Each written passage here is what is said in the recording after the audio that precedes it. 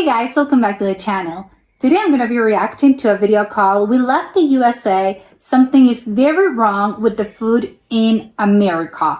Well, that sounds quite scary. I'm a little scared, not gonna lie. That sounds quite, I don't know, but we'll see. So let's check it out and comment, like, and subscribe.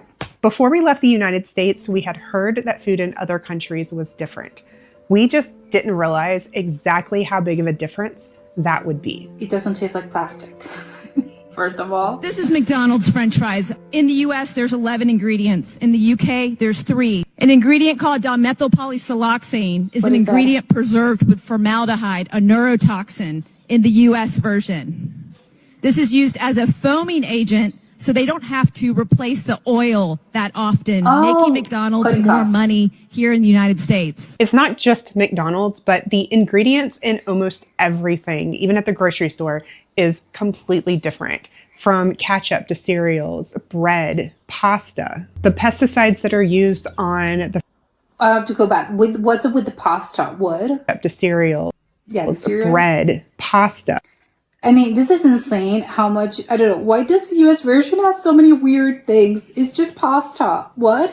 You can the make it at pesticides home. that are used on the fruits and well, technically you can also make tomato sauce at home. Vegetables. The chemicals that they're using to clean the meat processing plants, and even the food that they're feeding those animals. A lot of the things that we use in the US are completely banned in other countries. American cheese isn't even real cheese. No, it isn't. The FDA won't even let this be labeled as cheese because it contains less than 50% of pressed milk curds. In order for something to be labeled as cheese, it has to contain at least 50% cheese. Over time, food has become more processed.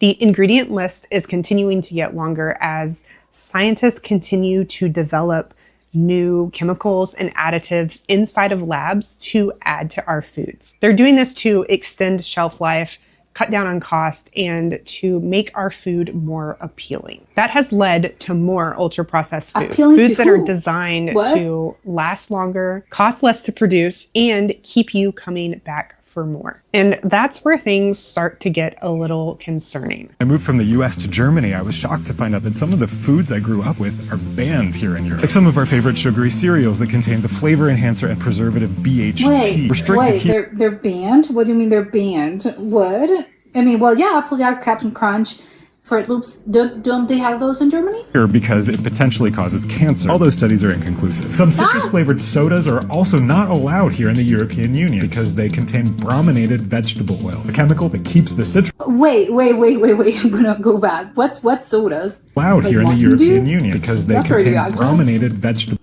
Oh my god, but what, Dr. Pepper's, Sundrop, Great Value, Mountain Legend, Citrus Soda, Great Value, Orangeade, the Orangeade, and Punch Soda Pop. Oil, the chemical that keeps the citrus flavor from separating and floating to the top. Eggs here in Europe come with chicken poop and feathers on them. Washed eggs, like the ones you find in the US, are illegal here because washing the egg destroys a natural layer of the egg that protects against bacteria. So that's why the eggs here, unlike in the US, don't have to be refrigerated. It's easy to say just don't buy that stuff, but the environment in the United States is designed for these products to sell. A lot of the most common foods in the US are engineered for you to crave them. They are appealing in a way that overrides your natural sense of fullness. Companies are spending millions of dollars trying to figure out how to make foods more craveable, not to make them more healthy. They are looking for the right combination of salt and sugar and fat and even texture so that it hits your brain. Isn't one of those things, I think, when you're cooking, you should be aiming for sugar, salt, acid, and heat? I think that's the other, I can't remember, but it's sort of, that's how you do the umami flavor. Just right, when you're you get a dopamine hit and you can't stop. And when you combine that with the fact that our foods are completely stripped of any real nutrients, then it leaves your body craving more food just to get the nutrients that it needs. So it leaves a lot of Americans overweight, but undernourished. At some point, it stops feeling like real food and you start wondering what it is that you are actually eating. I bought this bread months ago. This is the expiration date. It is best used by December 28th, 2025. It is currently February 10th or 11th of 2026. Was it in the fridge? This bread has absolutely no imperfections, nothing. And I used to have Not to like even freeze mold? my bread, the same bread like years ago, just because it went bad on me so quick. Correct. So I don't know what they're doing, but they're giving us fake bread. When the food that you're eating doesn't behave like real natural food, then you start to wonder, what is it actually doing to your body? So we left the US over a year ago and have been traveling around Southeast Asia, and also we spent some time in Europe. My husband has been battling an autoimmune disease, and after leaving the US, it has been much easier for him to calm down any flare-ups, find real whole foods that have the fact that you're not getting additives and probably food dyes, I think probably makes a big difference. has made a tremendous difference to just his overall well-being. For me, I noticed it in a different way. I was having some signs of perimenopause in my late 30s before we left, and those have completely gone away since we left the US. I can't say exactly why, but it does make you wonder why there is such a rise in autoimmune diseases, hormone imbalances, and all of that stuff in the US. And could it potentially be tied to the food that we're eating? And we are not the only ones who have noticed this. I just came home from 2 months of traveling around Southeast Asia, and I weighed myself and I measured like different parts of my body, like my waist, my hips, my legs, etc., before I left so that I could compare when I got back home. I just did both of those things. I remeasured and reweighed myself. And in 2 months, I lost 13 pounds and 18 and a half inches around my whole body. When I'm home, I cook all my own meals. I exercise 4 to 5 times a week. And when I'm traveling, I don't really I don't do much exercising besides just like daily walking. And I eat every single meal out. There is something wrong with the food in America, and I will fucking die on this hill. Like, I've been back for 3 days and I immediately already have bloating, acid reflux, heartburn, and a stomach ache after every single meal I've had since I've been home. For us, stepping outside of the US is where things really started to feel different. It was like a reset. We didn't leave because of the food, but it was one of the first things that we noticed. Ingredient lists were shorter. Food actually looked like real food. Even just walking through the grocery store felt... What that means probably, it's not perfect. It doesn't look like plastic. It has, a potato looks like a potato. Is it pretty? Is it perfect? No, but it's real. Different. We didn't have that constant need to check labels. In places like Southeast Asia, fresh food is everywhere. There are markets everywhere, local markets with local food that's grown right here, and street food where they cook like homemade meals with fresh ingredients right there every day, and you can just buy them from your neighbors. And when all of that is available to you, it really changes how much constant pressure you are under to try and figure out how to eat healthy, because most of the stuff around you is pretty healthy. It's real fresh ingredients. Now, not everything is super healthy. I mean, they do use a lot of oil in Asia, and there's still processed foods in Europe that you can buy. It's just easier. And because these foods are not engineered to make you crave more, it's a lot easier to resist the feeling of constantly needing to eat. You eat a meal and you feel full. We do a lot less thinking when it comes to food now. And one of the things that surprised us the most actually has nothing to do with health. It has to do with cost. I assumed that when we went to Europe that the food prices were going to be a lot higher, definitely as high as they were in the United States. But what we found is that the food is higher quality and actually cost less. It was so nice to be able to go into a grocery store and not have to check every single label, because a lot of the things that we tried to avoid just were not allowed to be put in the food. They are banned. I mean, sure, you can buy processed stuff, but it's not going to be stuff that is super harmful to your body. And the problem in the US starts really early. Just look at school lunches. They are oftentimes ultra processed, low cost, shelf stable, so that they can be easy to serve at scale. And when those types of foods become normal at such a young age, it shapes what kids think food is supposed to look like when they grow up. American school lunches taste horrible because of 3 reasons. The first reason is due to America's bizarre school lunch rules, because a loophole allows a certain amount of tomato sauce to be classified as a vegetable, which has led to foods like pizza and Hot Pockets to be classified as healthy meals. But this gets worse because compared to other countries in Europe and Asia where schools get upwards of $8 per meal, American schools only get $3.50 per meal. And lastly, this has led many schools having to use processed foods and source low-quality ingredients for meals as they don't have enough money. So it's not sad, just actually. individual choices. It's the system that we're growing up in. And when all of this becomes the norm, when most of the available options are built this way in the US, it starts to shape the entire system. Because at the end of the day, the goal is not to make the healthiest foods possible. It's to make the food that sells. Food that is affordable to produce, easy to scale, and keeps people coming back for more. And that works really well for the companies who are selling it. But it doesn't work out so well for the people who are eating it. And over time, you start to see the effects that this is having, not just on a day-to-day basis, but in people's overall health and longevity over time. People are ending up with chronic health conditions. There's never been a higher rate of obesity, diabetes, heart disease. And these people end up needing... I do wonder though if that's because people are just getting tested more or people are living longer these days. More medical care. And that's where the conversation starts to get a lot bigger than just food. Because once you start connecting the dots, you start to realize that food is just one piece of something much bigger. Of course.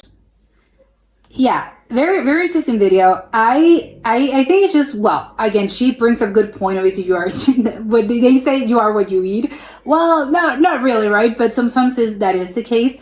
Although I do wonder if the case for, the more autoimmune diseases, and she said obesity, and I think diabetes as well. I'm wondering, and maybe cancer as well, it can be linked to this.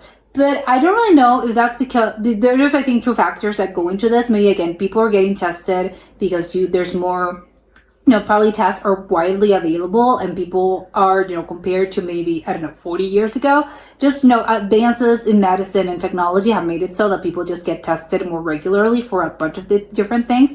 And probably earlier on, 30, 40 years ago, 50 years ago, you probably wouldn't able to catch that just because they didn't really test for that. Or they tested a very small number of the population and it wasn't just standard procedure. And the other that I think actually it's a thing, right? But maybe it doesn't really explain a lot because you would think, oh, but it's young people that also have, have dealt with this. It's again because people are just living longer because again we have advances in technology and in just world expectancy. The world's life expectancy has changed, has improved. So I think because people are sort of living longer, then probably you're going to be able, the people are going to be sick, right? They're going to be sick a little bit more. And you're thinking, oh my God, what's wrong with them? It's because simply people are just living longer. And the fact that you live longer makes it so that your body, doesn't start to fall apart because probably that's not the right term. That, humans and bodies are they're not made to last forever. Let's put it that way. So if you last a certain amount of times, biologically, you're sort of extending your life expectancy. Again, you're not doing this consciously. It's just, again, the conditions that we live in, and it's great. Yes, people these days just live longer, but, bodies get tired, basically, and bodies do weird things, and whatever. That also can happen. But again, that probably doesn't explain, if someone that's a little bit younger, it's dealing with some of the other issues. And it's, again, maybe it's due to what she said. Maybe it's the food probably does play a big part. I have no idea. This is only, I wouldn't really know what the studies have shown, especially I think probably in the US. Although again, you would have to find an independent study, because I'm thinking that if the companies, those big companies, they're making you and they're selling you this food, is not really in their best interest to make people, awake and wide, aware of what's happening with the food, if they can even be called legally food. So again, maybe do more research, do more independent studies, just because again, those companies, if a company's really backing this up, it's, who's actually, who actually paid for this, or who actually ordered this test. I don't know. I just think it's really, again, they're doing the lobbying, and which is a really real thing in the US. there's a lot of lobbies for these really big companies. And in Europe, they don't really have that. At least I don't think, I'm not aware of this. And if they do have it, it's to a less extent. Although I'm pretty sure it just doesn't exist. And of course, those big companies, they just pay a lot of money because you're probably thinking, because I am, if things are so bad, the instance with the woman and the weird bread that still was in good condition, months later, I just think it's crazy, because you would think, well, maybe shouldn't the company sort of do something about this? But it's not, because it's because the company's best interest for you to actually cheapen the cost, right? But then you think, well, shouldn't I go to the consumer laws, because this is probably harmful for people? No, they don't really care, because the government, again, it's paid, the lobbies and those big companies actually paid a lot of money in order for the government to sort of, turn a blind eye into a lot of these things. So it's just really wrong, something probably inherently wrong with the system itself. And to change it, I think I wouldn't even know where to start. The thing about the school lunches as well is quite a super depressing. I think because you could argue, well, you can do, and maybe again to a certain point, yes, you definitely can, because you grew up, right? You're a kid, then you get this this lunch, then everyone can have right, bring my own lunch right from home. That's not really in the possibility for a lot of families.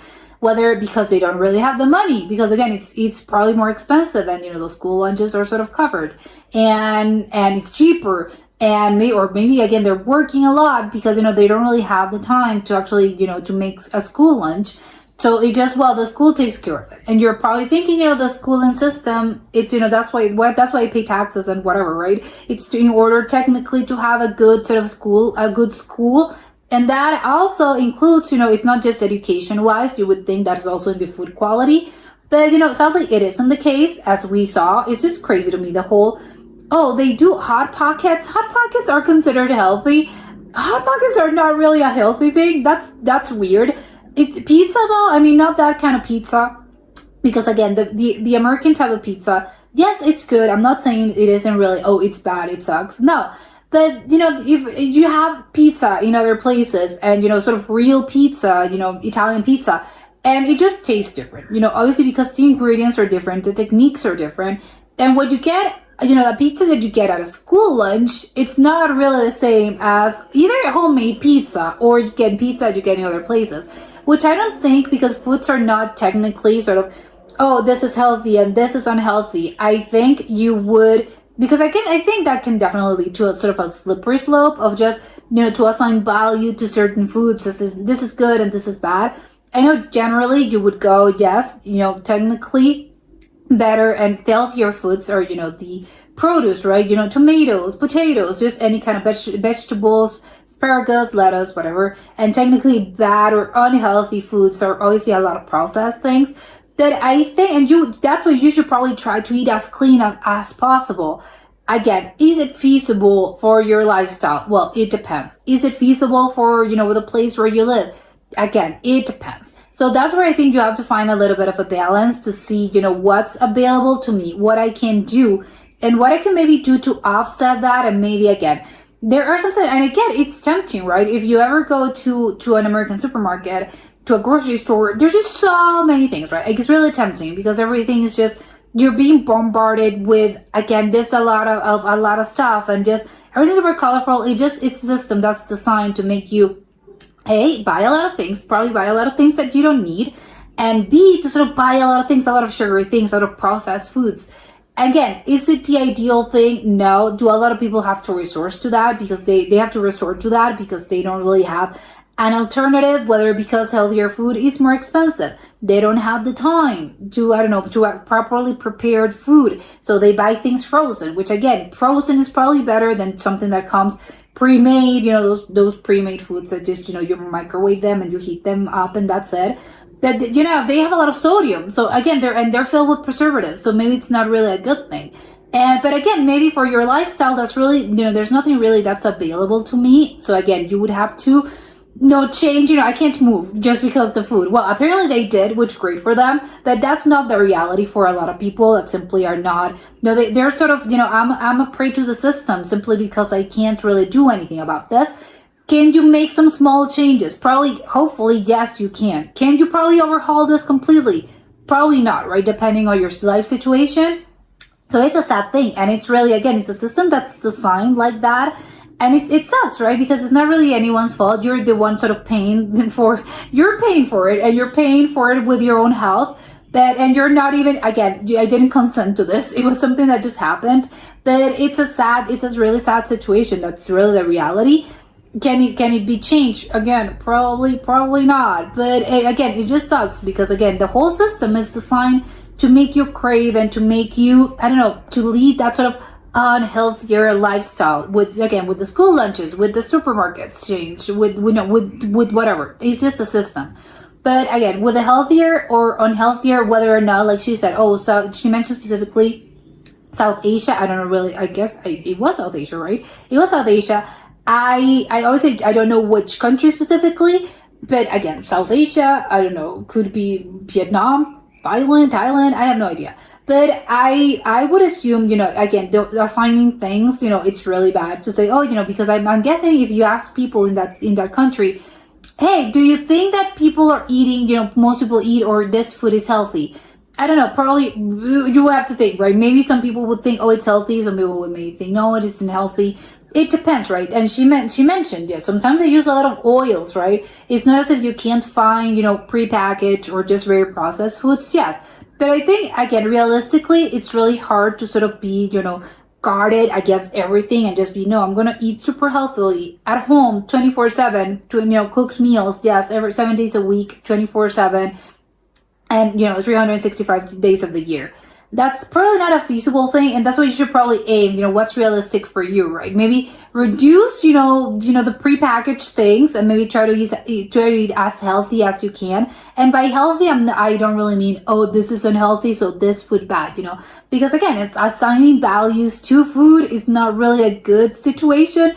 But just maybe, again, try to eat as natural as possible. I think that would probably be a better, maybe, I don't know, way to think about things. It's just maybe a little bit natural instead of processed, instead of being, this is good and, good equals healthy, bad equals whatever.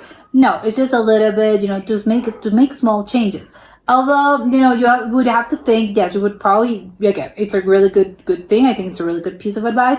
But the woman that was mentioning, she lost some weight, right? She was mentioning, I traveled. I think she was actually South Asia. I can't remember. No, it was South Asia, not Europe. And she was mentioning how, when she lost a bunch of weight to begin with. She wasn't really trying to lose weight, but she lost weight. Well, that, sometimes that can happen because, again, you're walking more and if you're on vacation or something, your habits are going to be a little bit different. Your body's going to behave differently. So that's another story. But, to begin with, your weight's going to fluctuate, especially I think for women, your weight's going to fluctuate. That doesn't really mean that you're eating more, you're eating less, or you gain fat, or you lost fat. It's just hormones, it's just life, you sweated more, so you lost a couple of pounds. Whatever, you're bloated. Who cares? It's more like, again, apparently, the measurements in the inches that she lost, or maybe, again, the little thing that the balance that measures your body, how much body fat or muscle you have. But again, that can maybe be explained by other factors, like I mentioned, not necessarily the weight, because that is very, it can fluctuate and doesn't really mean you're changing your habits. But she did mention that apparently when she came back, she was having a lot of, she ate normally, and when she came back, she started cooking at home just as normally, and she was, presumably she went and she bought, whatever things that you buy to make foods at home. And then she was starting to get acid reflux, and then she was starting to feel bad and bloated and whatever. Again, I don't know her diet. I don't know what she's eating. But again, I would love to know, were one of those things, again, more processed, even though you try to eat as healthy as you can? Because that's the other thing, right? You would think, okay, but then, in the grocery store that you're buying your stuff and whatever, and that goes, for you as in the individual you, but it's also the you as in the plural you, the royal we. It's, again, it's just, the tomato is really a tomato. I don't know. I mean, it's really true that sometimes, and even produce, again, that's what I mean when you try to eat as cleanly as possible as in more natural, a lot of times, sadly, in the US, a lot of the vegetables just taste a little bit different. So you're thinking, again, you're making the right choice. Like she mentioned, I'm eating at home, I'm preparing my own meals. So how come I feel bad? I don't feel great when I'm eating this food. It's sometimes due to that, right? I don't really know what they do in the US. They says the pesticides. I have no idea. They really do taste different. And again, that could be explained. The soil, it just makes things different, and vegetables taste, and fruits and stuff, and produce in general. Maybe it makes them taste different. I think it's really more, I think you can really do, especially I think with fruits, I think unfortunately probably because you eat them, I don't know, super raw and natural as possible. Sometimes you can really do see the change in something in a fruit and how different it tastes, depending on where it was grown. And again, with fruits, it's really noticeable. Sometimes you can also notice this with vegetables. I think especially tomatoes are one of those things where, oh my God, you can really do tell the difference. And in the US, again, everything looks technically perfect. It looks beautiful. Everything's, all the tomatoes are bright red and big and beautiful, and they all look the same. And it's all very sort of, they look like plastic. They look like a toys. A kid's toy, basically. But it's an actual thing that you buy. Even if you go to Europe, anything in other places, in this case also Southeast Asia, apparently, there's more, right? Maybe the vegetables and the produce is not going to be looking the best. That is actually, again, that's what makes it's real, right? It wasn't made in a lab, and that tells you, yes, is it going to grow perfect? No, sometimes carrots come weird, and the onions have different sizes, and I know the potatoes are strange looking. But yes, it's normal, right? That's what happens to vegetables. They're not grown in labs, so it's not as if one is the clone of the other. So again, what other people are doing in the US, the big companies, what are those companies doing to the produce except the pesticides? No idea. And of course, the egg situation, the eggs, it's really funny that he was mentioning, yes, the eggs, the eggs are dirty. Well, yes, indeed they are dirtier, but they're healthier, right? Because you would think, again, the actual, it came from the chicken, and the whole thing, as natural as possible.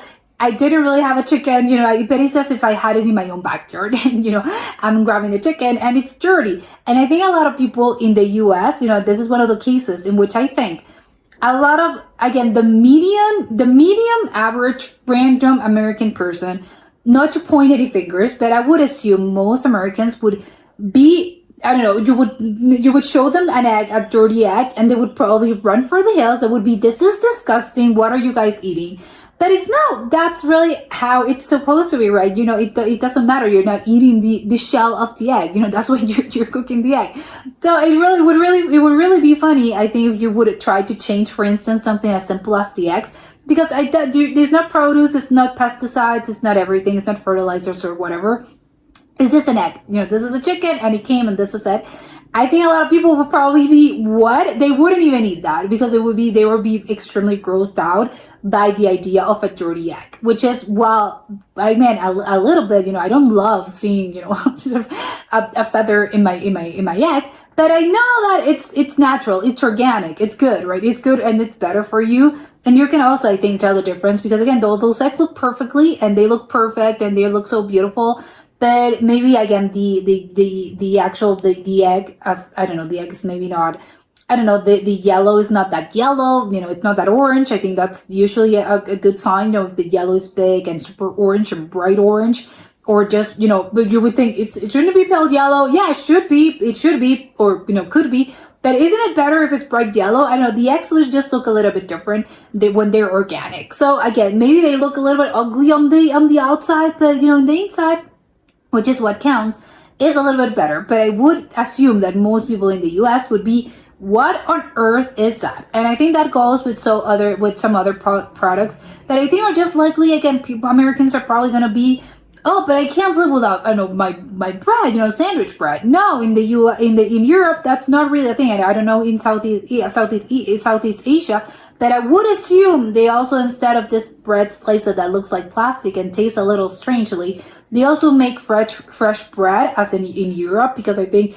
probably the US is one of the only countries that still does this, and everything's sort of a little bit, it's a plastic taste, basically. I can't describe it otherwise. Everything tastes a little bit plasticky, which, again, it's a shame, right? But I think the average person, sadly, the average American doesn't really know that there's sort of, there's a world out there which, it's a little bit different. It's maybe not as pretty as what you're used to, but probably it's a little bit better. And I think, again, you can maybe do some adjustments and try to change sort of your outlook as in, oh, maybe again, the potato looks strange. But yeah, start by, again, going to farmers markets. Are they going to be pretty? No. Are they near you? Probably not. But if it's really, again, if you can make the trip and if you can sort of make this little adjustments because the government's really not going to do that for you, then yeah, sure, go ahead and do it, because ultimately it's your health, and it's not even, again, it's just about how you feel. Just make the switch and try to eat, more naturally and see if you actually feel better, right? Like she mentioned, they didn't really make a conscious choice. But then once they started the switch, they realized, oh my, there's so many things that actually, we feel better. Especially I think the husband or her partner, he has some diseases and autoimmune diseases. I think they really do improve when you start buying, and when you stop eating sort of very processed foods and food dyes and a lot of sugar and all of that, which are, again, a lot of ingrained with how the average American diet is based in, and again, what basically everything in the United States has. So good for them, for they were able to make the switch. And that was it for today, and I'll see you soon. Bye.